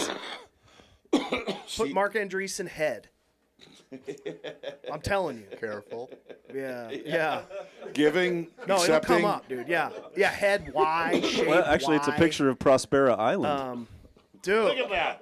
what is is that? going It's like on Conehead. here? Conehead, yeah. It's crazy. I'm Belznak from Zeldar. Look, and I say this as a 9-month-old that is currently wearing a helmet because his head's a little fucked up. But it's like, Mark, man, dude. Yeah, Well, they didn't have helmets back then. I But get he it. had to get, that's he had to get horrible. real rich to I get can't laid, you even- know what I mean? It's For like someone sure. opened the Ark of the Covenant. I can't even look Oh, at it. back then, Mama was just like, "You're fine. Don't worry about But it." how does MAGA fucking justify this pardoning of this guy? Right. How Like do you- one of the world's largest drug dealers using his fucking political office. Right. How do you take it seriously, the fact that they're saying they're fighting the war on drugs while they're pardoning a huge exactly. drug trafficker, right? And when a fentanyl's joke. not coming from Venezuela, everybody does know that. You Well, know? you have to do fentanyl more than bad, 100 cocaine tons. good is Yeah. what the message is. You can't be moving it in small boats. You got to do it 100 tons at a time. That's what the message is. Right. I think we're at the You point. can't be a small criminal. You got to be a big criminal to get on the good graces of this. Well, Blagojevich administration. got fucking pardoned, and he was kind of a small criminal. Yes. That was But a weirdo. I think we're at the point where you can say the federal government clearly supports the Latin American drug cartels at this point. I mean, what other takeaway Yeah. is there from this I story? have no idea. Well, any enforcement they actually do is just theater. You go back to the It wall. is theater. Right. Most of the drugs aren't coming in through the desert. The wall's not going to change that. They're coming in through legal ports of entry. Yes, from China in shipping containers. And think about that is all- a big part of it. Think about Never all- talk about it. All the Americans currently in jail for low-level, petty, chicken shit drug offenses, and this guy with 500 tons of cocaine gets to walk free. And then I did know. you hear about the That's girl fucking from America. Honduras who was on Thanksgiving break from her university? Yeah. And she Yeah. was Yep. going to go home and 19 surprise years her old. family, and then she got fucking zip-tied and thrown in a van with ice, and they deported her. Well, her and this guy from Honduras, one of them is a criminal. Guess which one got pardoned? It's her. Yeah. Without a It's doubt, she's because we have another industry that is for profit that should not be for profit. Prison. Speaking It of our good old Governor Gianforte, he's got a bunch of money tied up in the for-profit he sure prison does. industry. And what didn't we have a prison sitting empty for quite a while when Biden or when Obama was president and Trump became president? And they started talking about opening that prison, and like they couldn't wait. I mean. But this does lead us into our next story, which is, in my opinion, the biggest story of the week. That's the Pete Hegseth story, Mr. War Criminal. Our, fucking drunk and Judge Napolitano called him a war criminal yesterday. Wow. So for those that don't know, we of a nation have been kind of on this kill streak lately, blowing up these boats, these mules off the coast of little Venezuela guys. or wherever in the Caribbean. And they're kind of claiming that's maybe what's happening. Like, we don't know. They're not right. Like say I said this earlier. If your cops in town in Whitefish say, "Oh, those guys are selling drugs," I can tell. Shoot them, fucking kill them, leave the car and the drugs there because they don't care. They just wanted to kill them because that's what this looks like. Well, it's one part of why this story is just absurd. With drug smuggling is not a capital offense. It shouldn't be. It's not. It's not a war crime. We're not at war, but this is the emergency du jour. They've kind of designated these people as unlawful combatants in this undeclared, conflict and a threat or whatever you'd want to call it. And apparently, these boats couldn't even make it to America. They could not possibly hold enough gas in them. No. Yeah, that's all beside the point. You're right. It doesn't. It's matter. all beside the point. It's all about target practice. We're using the Navy to kill civilians of another country in international waters. Are they? Well, that's another note I have is like, are they civilians? Are they drug traffickers? Are they day laborers? Are they being human trafficked? Like, we have no idea. Are they fishing? We should probably know what these people are. And Are they even real? Right. They're probably fishing and lying to their wives about working. I think it was you saw Wag the Dog, right? Yeah, right. Yeah, I think Rand Paul said Rand Paul. earlier today that the Coast Guard, when they do their boarding operations, they get it right 75% of the time. Wow. Jesus Christ. So that means 25% of the time they're wrong. They're wrong, and we are killing these people. Yeah, and Rand Paul also of the said time are wrong. when the reporter asked him what he knew about it, he goes, I'm not briefed on anything. They know I'm against it, so they won't tell me anything."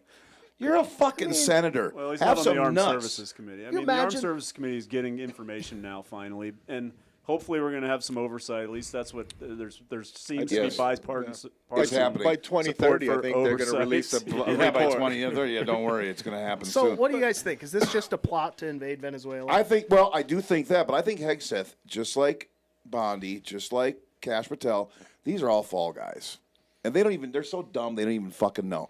Because the more they fuck up, and Trump knows by putting them in position, they're going to fuck up. Because they're fucking morons, and it's easy to see that. Yeah. But the more they fuck up, the more they tie up Congress on the shit to clean up the shit they fucked up, less time spent on Epstein. Yeah, I don't see it any other way. I just don't anymore. Because there's no excuse for how dumb these fucking people are. I mean, Hegseth, look at this guy.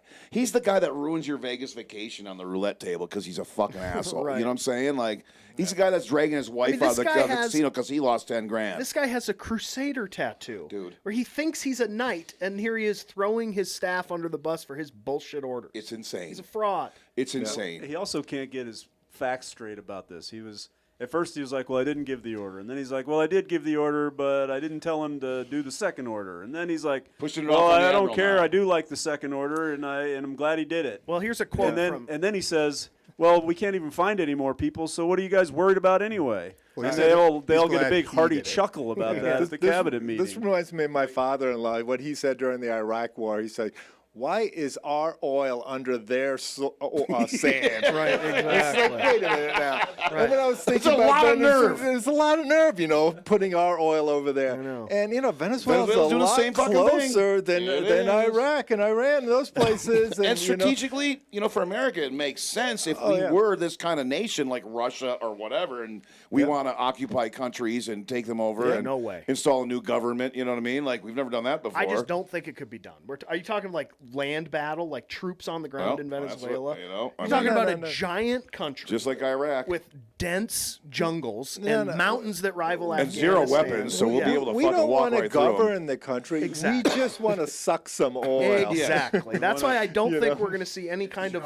We're not going to see any kind of war. It's certainly the not how we largest think of war. reservoir of clean oil on the planet, and it's right at our doorstep. Yes, the CIA and JSOC's going to continue blowing up refineries and violating no-fly zones, things like that. They're probably going to give Trump the option to drone strike Maduro. Yep. But he's probably in a bunker somewhere in the mountains, yeah. so that's probably off the table. I think what keeps us out of Venezuela, I really do, is that Trump's fear of being made to look like a loser. I think he knows that if they tried to like invade Venezuela, it would go horribly. Well, you would And think. he would be a loser. Well, gas prices would spike. He'd be a loser, just like George W. Bush was in Iraq. I think that's probably one of the only things that's going to keep us out of Venezuela. Well, what happens if Pete Hegseth finds weapons of mass destruction?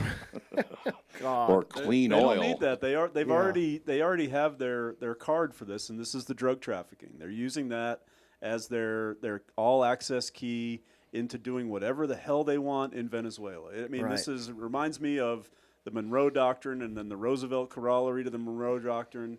And now we've got a new change in. You guys don't know what the Monroe Doctrine is. Yeah, wasn't that That's like fine. we're not going to meddle in Europe's affairs? Yeah, so we're gonna take care of our continent. Then Roosevelt know. said, well, we're gonna take care Fucking of Zignego don't know. we're gonna take care of the Caribbean and northern South America. And now Trump is kind of adding to that, to the idea that whatever they do that could be seen as harmful to an American, even if it only kills one person, we're going to react to it with the most violent strike you can imagine. Right. Well, let's not dismiss China's influence in Venezuela, too, you know.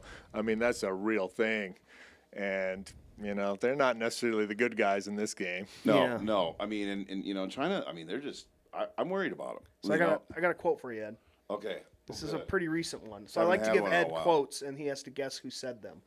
This was from September 30th of this year, okay?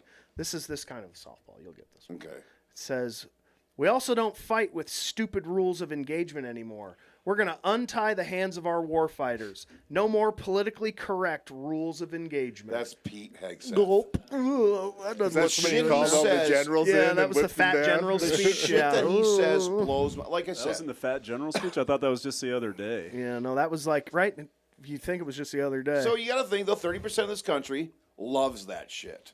They love guess. fucking Stallone movies. They love Van Damme movies. I love Stallone. You I love would, Van Damme but movies. whatever. What Most do you mean? meatheads don't. The Legionnaires, great. Lionheart, that's a great movie. Anyway, Over the top. great movie. Rocky. Come on, Rocky. That, I like Rocky. Well, I saw, was it today or yesterday? He used, this guy's clearly in over his head. He has no fucking clue. Who'd have thought that the Weekend Day host of Fox News wouldn't have been a Right, good well, Secretary of Defense? We're Like I not said, talking he's a- about Stallone anymore. are we? Anyway, no. He's a fall guy. But he said, well, this is what happens in the fog of war. You don't know who you kill. that's what it's you like, in the media don't it's like understand. it's not literal fog, you moron. Like that's not what we're talking It's about. one like how He's he got said a fishing PR boat. officer who's calling into question Kelly, who, I mean, Insane. an astronaut. Yeah. He was a test pilot. I mean, this is a guy that served all over the world in some of the most difficult operations. Is this Space Boy? Yeah. Mark Kelly? Yeah. Yeah. And it's insane how they're treating him. He's a twin brother? Yeah.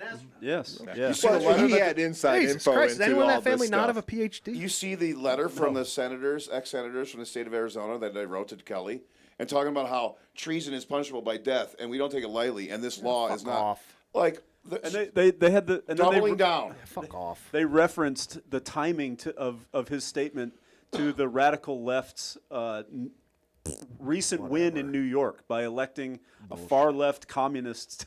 Those people should be disregarded Mamdani. and laughed at. It's like, I look, know. the adults are having a conversation. When you're done playing with your toys, come down for dinner. Right. You know? Yeah. All Well, right, Kelly was probably talking about blowing up the fishermen on that boat when they're clinging to the side. You know, it's probably why he got worked up and said, "Hey, look, maybe you shouldn't do some of this stuff." I mean, we've got an unqualified drunk running the Department of War. Right. And then It's insane. an actual war hero being degraded by All of them. Yeah. Like it's sickening. It's sickening. It's hard to watch.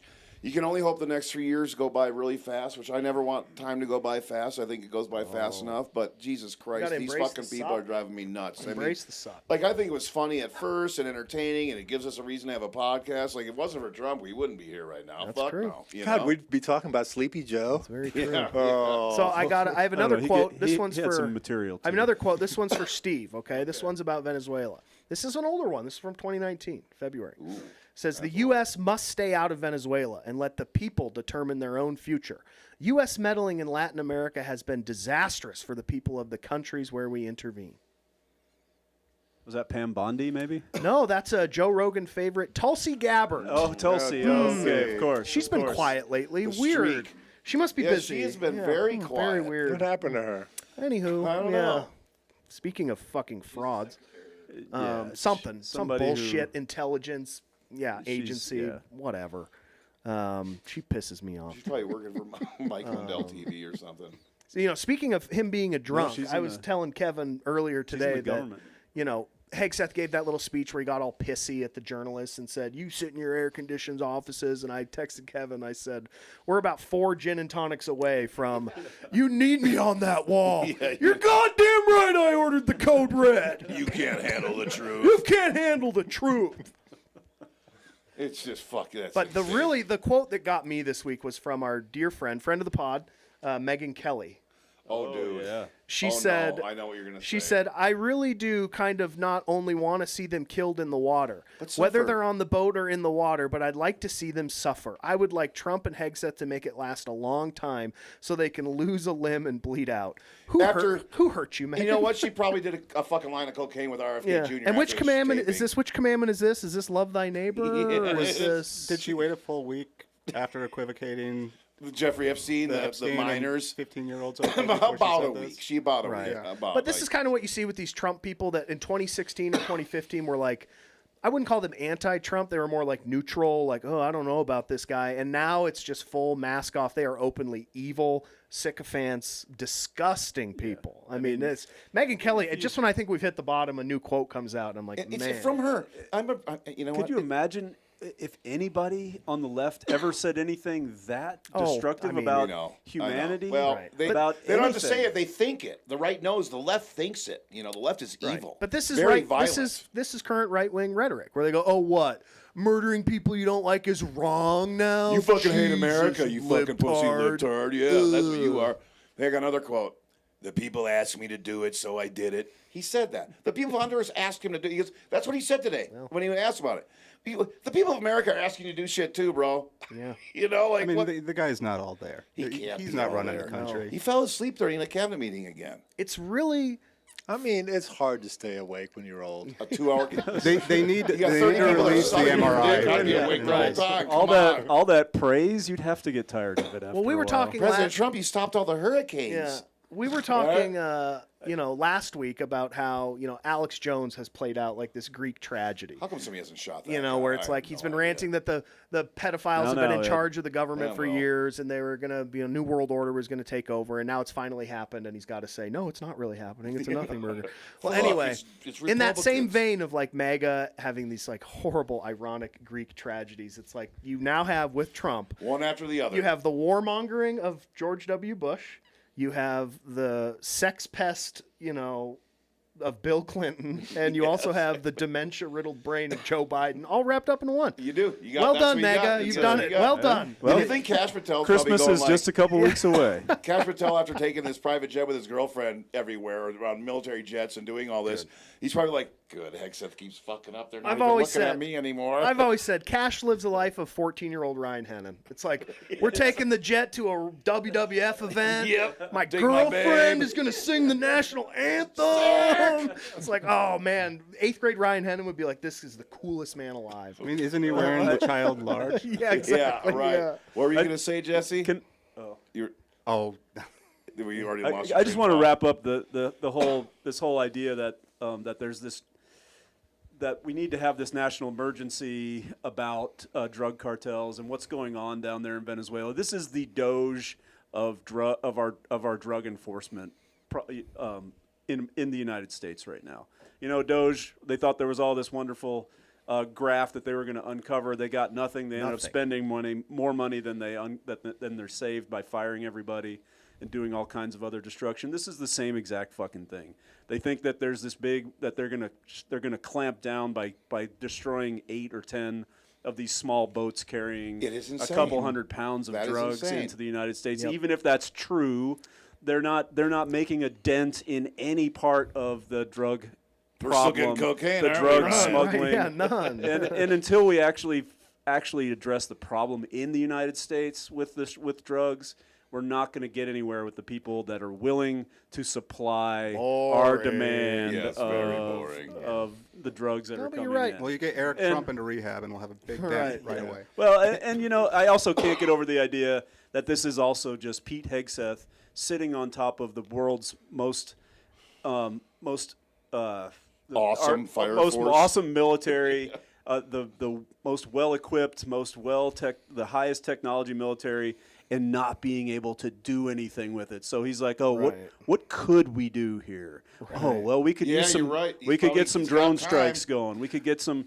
We can find little small pockets of areas where we can show our might, and I think that's part of it, and that kind of that soothes some of his desire to use this military that he's been put in charge of. The strongest and most capable in the world. Where is he right now as the head of the Department of Defense? He's probably about Department of War. That's 0.12. fucking stupid. It's fucking childish. But, you know, where's the flag at half-mast for his fucking servicewoman that fucking died and got killed? Charlie Kirk gets a fucking half-mast flag, but this woman gets nothing? Careful. Yeah, I mean, this is fucked up. Yeah, I should be careful. But that's fucked up. It is fucked up. It is not fucked up. I haven't heard him say one fucking word about it. Yeah. Nothing. I mean, that should get MAGA pissed. That should get these fucking redneck hillbillies that care about this shit pissed. Oh, and his wife Erica. I don't know. The timeline's not making sense on her pregnancy. Just throwing that out there. No, we'll see. Well, whatever. I'm sure it was God. You never had funeral sex, Kev? It was divine intervention, you know. I would say my last thoughts on the Hegseth story before we move into closing thoughts. You know, talking about it semi-seriously, it looks like they're going to throw this Admiral Brady under the bus. Oh, yes. Given what Hegseth said, where he's like, look, we support him. He's a hero. He's a patriot. We stand 100% behind the decisions that he made. And it's like, that's not good. Because clearly I think what's going on here is they're saying, keep your mouth shut about Hegseth giving the order. Your presidential pardon's right here. We'll sign it. Yep. But exactly. as You're not Joe getting any Peck trouble. talks about all the time on this show, if we actually had a functioning Congress, they could easily give this admiral immunity and have him testifying in front of an oversight committee or something like that. Many times Aren't they still on vacation? Well, permanent. I don't know. I'm not going to hold my fucking breath that that's. You know, I got to throw in one more quote. One more. The word affordability doesn't mean anything. It's a Democrat hoax. What the fuck world is this guy on? And you know half that Republican Party went, oh, fuck. Well, what the fuck was that? Montana No, that's not delegation, good. those 4 men that we sent up there, they're like, what? Affordability? Screw you guys. Yeah, fuck. I got no problem affording anything. Show me the money. But what a crazy deal for him to say. I mean, everything's a hoax. It's like The Boy Who Cried Wolf, but over and over and on steroids and worse than ever. And here's what it's we because have we had as a that president. love fest with Mandami like the 2 weeks before, and he must have Insane. got a bunch of guff for it. It's like, oh no, not affordability. MAGA we don't should want be that. really pissed about that, and MAGA is pissed about that. Nick Fuentes was really pissed about that, you know, and not like, God, he's a hard guy to fucking Fell for it watch. again award. Sorry. Yeah, fell for MAGA. Pin that right on Gotcha. your chest, morons. Gotcha, you dumb fucks. Fucking idiots. Yeah, it's fucking I mean, stupid. you're right. You look at our governor, our senators, our U.S. House reps, all of them. I think the poorest one is worth $40 million. Probably Zinke's. Probably like the this poorest one, room, I'm really. assuming. Yeah. Yeah, kind of. Yeah. No, it's well, and that to me is so not Montana, so not grassroots, so not homey, down homey. Like the thing that you think. I do not think, and I never thought of Montana as billionaires flying around with helicopters playing golf. You know, I never did. And growing up as a redneck farmer in Wisconsin, it is the treasure state. It is the treasure state. Look, You're right. Minerals, McMansions. What do you want? My friends I grew up with, we were all poor. We didn't like Donald Trump because we didn't like anybody like that. It was just like, fuck those people, you know. Shit's on a gold toilet. Fuck him, you know. But now we all love the guy. We love a billionaire governor. Why the fuck? It makes me think of, and Steve will probably recognize this. He's a fellow music head. And I always billionaire. think of when people talk about this, like, you know, they're all rich, they're all so rich. All I can think of is that great John Prine song, you know, maybe the greatest singer-songwriter of all time. You know John Prine. You know the line from In Spite of Ourselves, you know, she thinks crossing her legs is funny. She looks down her nose at money. I don't know. That's just what I think about. What happened to that? I don't know. I never heard that before. Come on, Ed. I listen to talk radio. I don't listen to music. I think there's something that I think some of it came up in what Jesse was saying, and then some of it came up earlier too. It's about we lost touch. I think all politicians in this state lost touch with the people of the state. Yeah. And Riley kind of really expressed that pretty well. And I think that and when it goes to the default setting, when nobody's out there talking to you, you're just going to go with whatever you're seeing on your news channel. And the gazillionaires don't care. The day-to-day things don't affect them. They got so much money. If they've never met don't you, care. if they've never met you, they're just going to go with whatever whatever Right. came in the mail, maybe, Yep. or whatever they saw on Fox News or whatever they saw It's true. on their social They're media, not because that that's where most invested. people get their news from. Right. And I think maybe that's where Montanans lost track. I guess. And I think because since COVID, that's when Democrats have been getting just whitewashed in this state. Right. Well, And that's when they started their remote work, and they're still yeah, sleeping. exactly. Yeah, and nobody's Yeah. out there talking to people, and Right. so you just go with the default setting. There's a reason they until call it gets so bad. There's a reason they call Whitefish City Hall the Thick Steak and Old Whiskey Club. Yeah, right. Right? When was the last time you saw the any of city those employees people? still don't We're have not allowed to talk work about from- that. They Went can work down from there home and on kissed the Fridays. ring myself I the didn't other see any of day. those people in public. No, Hard feather 'em. I grew up in Wyoming, and I moved to Montana when I was 20 years old. I moved to Peaburg, and 20 years ago, you go to the White Front or anywhere in Phillipsburg, and Yeah.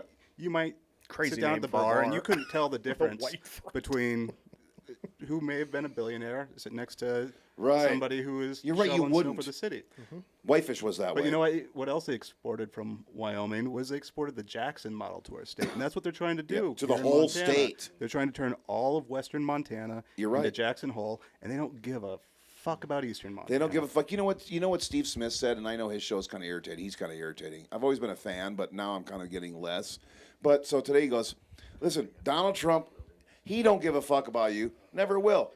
Don't blame the player. Blame the game. the game. Yeah. Because it's not his fucking fault. And I'm like, oh, fuck, that makes sense. No, it's you know? it's true to some extent. I mean, all those people he's pardoning, that's totally his right to do that. It's his right. Yeah. And we elected, well, now I'm going to say we loosely. 1,600 and counting. That's Riley his right. talked about a constitutional amendment, and I think you might see some legs on a constitutional amendment that limits presidential pardon power. God damn. I think that's you gotta might Especially see with that the in- auto Something's fan. going to have to change. After this, it's gotta. So But you know what? Democrat will win and be like, well, let's just wait for you. Kev's We'll giving make me the sure that signal to happens. move into closing thoughts. Yeah, So. yeah, we're going. Joe Peck, what yeah, do you we're not got? going to talk about their tweets. Although Trump's Thanksgiving tweet, real quick. What the fuck? Okay, what the fuck? Not to be outdone by RFK Jr.'s fucking tweet. Right. What the fuck is that? Did you hear what GOP Senator Bill Cassidy said?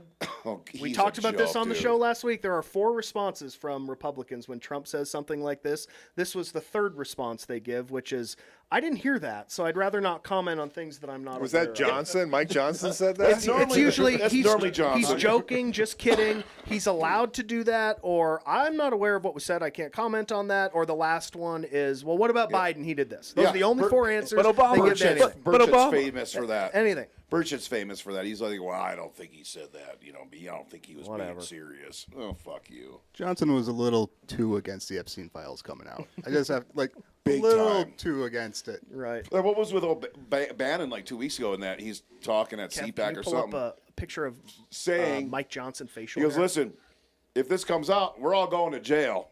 It's like, holy fuck, he just said that in public. Whatever.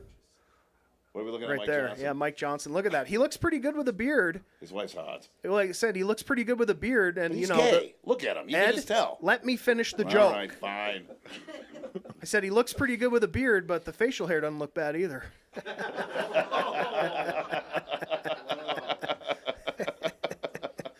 Anyway, closing thoughts. What do you got, Joe Peck? I don't know. I was in Truckee for Thanksgiving. Went to see my nephew Oh, down really? there. I like Truckee. That's a cool Oh yeah, town. they got iron horses everywhere over there, and I was talking to my nephew, and I didn't really realize this. Is Truckee's kind of become the weekend getaway for all the tech bros flying out of San Francisco, flying to Reno, and then driving there. They bought all these houses. Led me to believe, the same thing must be happening here in the Flathead, and tech bros coming up here and buying up all these $1 billion shitty condos that everybody's building, and boy, if we're going to end up like Truckee, it's going to be a good world, I guess. Yeah, real good. I would say I was talking to a friend of mine who lives in Portland, listens to the show, Dan Fern, Dave's son. He said his kids, I hope he doesn't let his young children watch the show, but he said they wanted a shout out. So I will say hello, Miles Fern. Hello, Juliet Fern. Tell your grandpa that Democrats are supposed to be blue, not yellow, like the stripe running down his back. Oh! Hey, sorry, Dave. We're still friends, I think right? that might be a clip. I love Dave. Me too. Boring, though. I'm just kidding. He's so loud and he talks so much. It's like, Yeah, oh, he's Dave. a chatterbox. He Yeah, drives it's me like, nuts. give it yeah. a rest, man. I got a picture of him, dude. Oh, well, never mind. I don't have a picture. Jesse, how's your closing thought? What did you like your experience? I always love coming on. I mean, you guys are. I was gonna say great, but you're fine. Yeah, let's not. We're fair to middling. We're so-so. You gave me a beer. I appreciate Got a it. beer. Great. How about If that? you are interested in helping bring single payer universal to Montana, Yep. we're in very early stages. Just shoot me an email, jessejamesmullen@gmail.com, or text me, call me. Yep. This phone number is already out there, so 406-438-2540. And we got it too. Yeah, and you definitely keep it in the back of your mind. Pay attention. Don't and send look at pictures it. of your feet to that number, you weirdos. No. If you are an attorney who doesn't mind never being hired by the insurance industry again, we would love to hear from you. Okay. Oh, I'm listening. Ryan's almost. Let's see your feet, Ryan. Yeah, no. It's a family show, Mike. Yeah. What do you got, Ed? I just got MAGA. Grow the fuck up, please. That's all I can say. Please, just fucking be normal. Grow up. I don't know what to say. Stop being bought and sold. I mean, because it's too much. Because I got a lot of good friends that are MAGA. You think that's going to happen? I don't Believe in know, Easter dude. Bunny too, kid? Yeah, I suppose. Yeah. What? What? All right, you guys. Well, thanks a lot. Thanks, Jesse. Thanks everyone. Riley. Thank you, Riley. Thanks, Jesse. And next week we have a new friend of the pod coming on, The Dark Left. What's his name? Do we know? I still don't know. Nope. So we'll Dark find out. Left.